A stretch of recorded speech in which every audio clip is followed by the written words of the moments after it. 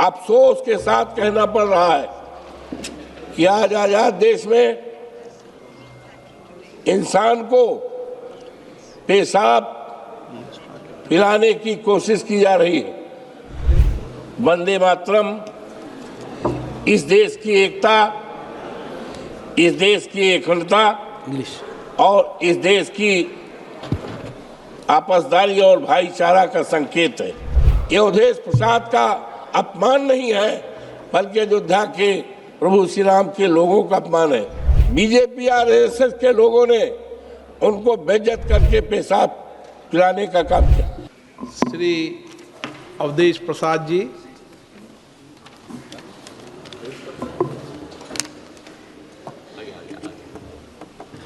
माननीय अध्यक्ष जी, हम आपके बहुत आभारी हैं कि आज एक ऐतिहासिक विषय जिसमें आदरणीय सदन में हमारे नेता माननीय अखिलेश यादव जी देश के भविष्य और कांग्रेस के नेता आदरणीय गौरव जी, प्रियंका गांधी जी ने अपने विचार रखे हैं।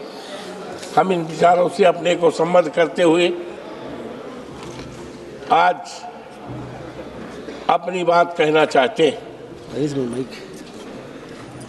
वंदे मातरम इस देश की एकता, इस देश की अखंडता और इस देश की आपसदारी और भाईचारा का संकेत है।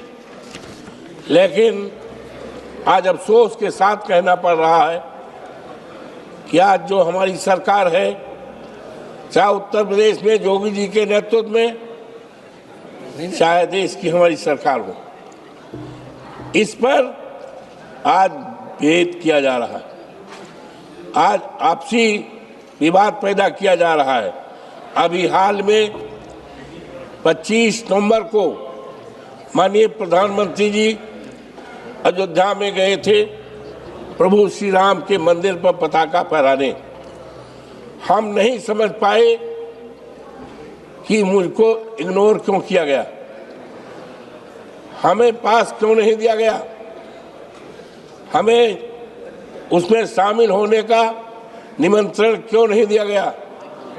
ये मर्यादा पुरुषोत्तम राम के जो लोग हैं, ये अवधेश प्रसाद का अपमान नहीं है, बल्कि अयोध्या के प्रभु श्री राम के लोगों का अपमान है। और साथ ही साथ जो वंदे मातरम का संदेश है, वो संदेश अधूरा होता।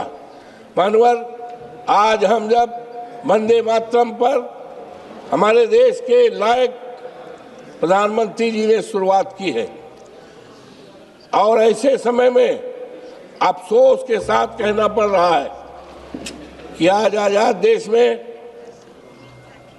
इंसान को पेशाब पिलाने की कोशिश की जा रही है। इधर की कहीं दूसरे की नहीं है। ये लखनऊ स्थित काकोरी कांड जो शहीदों की धरती है, काकोरी में रामपाल पासी जो 70 साल के थे, बीमार रहते थे, मंदिर के किनारे एक चबूतरा था, मंदिर दूर था, बीमारी के कारण उनको पेशाब हो गया और बीजेपी और आरएसएस के लोगों ने उनको बेइज्जत करके पेशाब पिलाने का काम किया। वो ऐसे समय पर जब देश में 20 तारीख को सारा देश दीपावली का त्योहार मना रहा था। हमारे लायक मुख्यमंत्री जी फैजाबाद गए हुए थे सामूहिक दीपदान कराने, उसमें भी मुझे नहीं बुलाया गया। ये संदेश नहीं है, ये वंदे मातरम का ये संदेश नहीं है। और इस देश ने मानवर अमृत महोत्सव मनाया है, लेकिन अमृत महोत्सव में जिनका देश की आज़ादी में बहादुरी भरा योगदान रहा है, वीरांगना उदा देवी पासी, जिन्होंने लखनऊ स्थित सिकंदराबाद चौराहे पर 36 अंग्रेजों को मार गिराया था और शहीद हुई थी, लेकिन उनका कहीं कोई नामो निशान नहीं है। ये हमारा वंदे मातरम पर जो संदेश है, वंदे मातरम की जो इच्छा है, आकांक्षा है, इस सरकार का उसके उल्टे विपरीत आचरण आज होना चाहिए था। जब वंदे मातरम पर इतना 10 दिन का मैं तो चाहता था कि एक विशेष सत्र बुलाया जाता और विशेष सत्र पर वंदे मातरम पर चर्चा भी होती और वंदे मातरम की इच्छा है, आकांक्षा है, वंदे मातरम जिस तरह का हिंदुस्तान चाहता है, जिस तरह का समाज चाहता है, उसके लिए हम खड़े उतरे कि नहीं।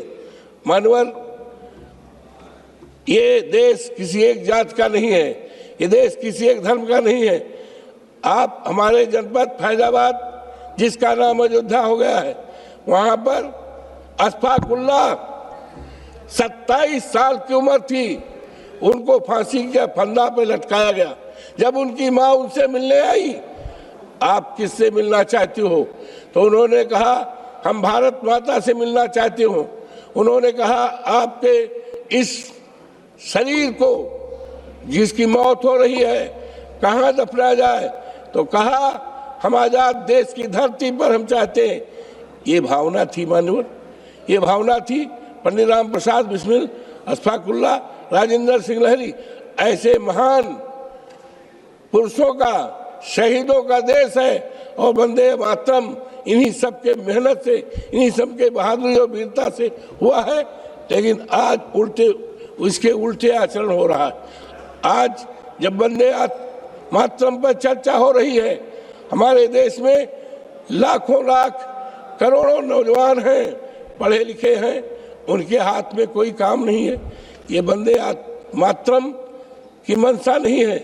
मानवर, आज जात के नाम पर, धर्म के नाम पर, मजहब के नाम पर आज भेदभाव किया जा रहा है। तो आज हमें संकल्प लेना है कि हमें वंदे मातरम के सम्मान में ऐसा हिंदुस्तान, ऐसा समाज, ऐसी सरकार बनाना है जिसमें कहीं पर अन्याय न हो, अत्याचार न हो, जात के आधार पर काम न हो और किसी को सताया न जाए, कोई भूखा न हो, कोई नंगा न हो, कोई बेरोजगार न हो।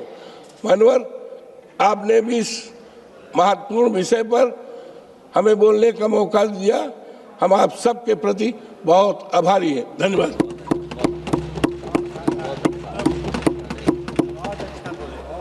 पवित्रा